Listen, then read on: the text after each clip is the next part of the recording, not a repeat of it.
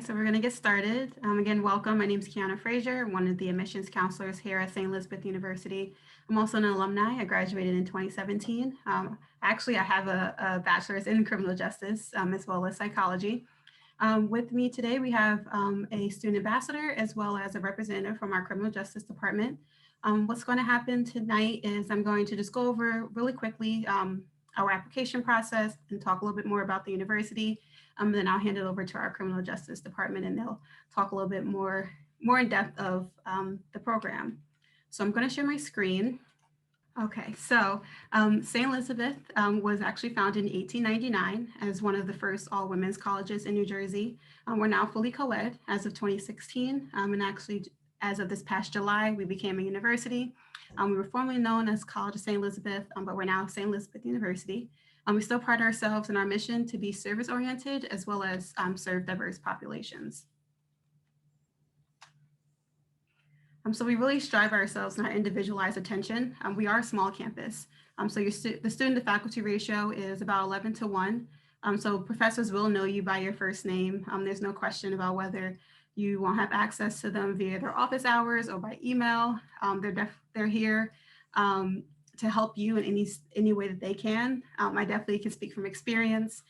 If I miss a day of class or I miss an assignment, which wasn't often, it was a good chance if I saw them on campus that they were calling me out just to see if everything was okay, if I needed any help with the material, if I understood it. So they generally care about your success on campus, as well as after you graduate as well. We also have tons of other support services through our Academic Success Center, all of it at no cost to you. So you're here to learn about criminal justice, but we have over 40 plus majors and minors to choose from. This is just a list of them. We also have the opportunity if you wanted to double major. Like I said earlier, I double majored in psych and criminal justice, so you do have the option to do so as well. But here's just a list of our majors, and we'll talk about criminal justice a little bit later. We do have a number of dual degree as well as partnership programs, as well as combined degrees. So in 5 years, you graduate with your master's and your bachelor's, one of them being criminal justice. So I do definitely highly recommend because it alleviates the time looking for a new university, saves you money, all that good stuff. So definitely recommend. So we have a Promise program here at St. Elizabeth. It begins with your freshman year and you're a part of it all 4 years. All of it includes advising, workshops, whether that's interview readiness or resume writing, internships, and all of it is to ensure that you are successful after you graduate. If for whatever reason you are not in a graduate program or employed within 6 months after graduation, we will hire you back for a 6-month paid internship to help you figure out what your next steps are. So you made a promise to us to complete the program, so we're making a promise back to you. So I know tuition is always a hot topic when it comes to the college search, but 98% of our students receive some form of scholarships. Our average financial aid package is about $33,000, and we do award merit-based as well as non-merit-based scholarships. If you have not done so already, I do highly recommend to fill out the FAFSA. Not only does it determine your state and federal aid, but as well as your aid here at St. Elizabeth. So we are located in Morristown. We do have a train station right on campus, which means that you have opportunities to go into the city or in the nearby towns for internships, networking, off-campus jobs, hang out with friends. So we're about an hour away from New York City and about an hour to hour and a half away from Philadelphia. Our athletics, we are a Division III institution, which means that you will not receive any aid to play the sport. That just means you're playing for the love of the game. We have 12 men's and women's teams that you can choose from. If you are interested in playing a sport, please let me know at the end of this presentation, and I'll point you in the right direction, whether that's the coach for that team or with our athletics liaison. So the Summer Scholars Program is a bridge program for incoming freshmen. It's a 4.5-week program that is currently optional or mandatory for accepted students. So if it's optional, you do not have to attend if you don't want to. But if it's mandatory, that means that your acceptance is contingent on you completing the program. But if it's at no cost to you, so free room and board, free activities, materials, all that good stuff. And at the end of the program, you can receive up to 8 free credits. So when the rest of your class is starting at 0, you're starting at 8, which I like to say sometimes when you're looking later down the line, junior and senior year, on whether or not you want to graduate early to save some money, those 8 credits may help you. So if you have not done so already, I do encourage you to apply. We are on the Common App, but we also have an application on our website. We don't offer application fee, and we are SAT and ACT optional. What we'll need from you is your high school transcript, your personal essay, 2 letters of recommendation, 1 from a teacher. And I do encourage applications applying early, as that means they get priority scholarship consideration. So thank you for visiting today on our virtual event. By you logging on today, you automatically receive $1,000 towards your tuition should you enroll. So great job. But we're hosting a number of other virtual as well as on-campus visits this fall. So if you do want to come on campus, take a tour, I do highly recommend, so you get the feel of the university, not just looking at us virtually. But everything can be found on our website. The link can be found on the slide here. I can also put in the chat so that way you'll have it later. So if you have any questions for me admissions wise, please reach out. We're here to help. Here is our other admissions counselors. They're here to help as well. We want to make your transition into the university as easy as possible. So if there's anything that we can do, please let us know. But I'm going to hand it over to our representative from criminal justice, and we'll talk a little bit about the program and what that entails. How you doing? Good afternoon, everybody. So my name is Bill Chavella. I'm one of the criminal justice professors, and I run the Police Studies Institute at St. Elizabeth's University. So criminal justice is one of our big majors at the college. I think it's one of the best places to study in the tri-state area for criminal justice because our program's a little unique. Can you both hear me? Because I just want to make sure you can both hear me. Okay, great. So there are a lot of actual law enforcement officers that are already in the career field come to St. Elizabeth's to study. A lot of students that are looking to break in as entry level into criminal justice also study at St. Elizabeth's. One of the big differences that, a lot of the points, admissions are already made. It is a small school. I could tell you from the other side of that equation of being a teacher, that we get to know the students and we enjoy that. It is, although it is a metropolitan environment and a diverse campus, it's a small town feeling within St. Elizabeth's. It's a nice environment. And you're a half an hour train ride from New York, but you have the safety and the bucolic area of Morris County. So you have the best of both worlds. So what it means is that 100% of our criminal justice faculty are practitioners. So that means that they're either retired from a law enforcement agency or they currently work in a law enforcement agency. Most of the people I teach in the criminal justice and public service departments are engaged in other places. So why is that important? That's important because of networking opportunities. It's important because of placement. It's important because of internships, the personal connections. Law enforcement, criminal justice is a highly desired career field now because of the money. You're certainly in this part of the country. Law enforcement officers are very well paid compared to their peers in other parts of the nation. And so it makes competition really great, certainly in New Jersey, to be a law enforcement officer. So you really have to be prepared. The days of not having a college degree and successfully getting into law enforcement, they're past. Me personally, I entered law enforcement with a high school diploma. I did not want to go to college when I was a kid. My parents are highly educated. They were very upset. And I found myself back at night school at 30 because my career was absolutely dead-ended.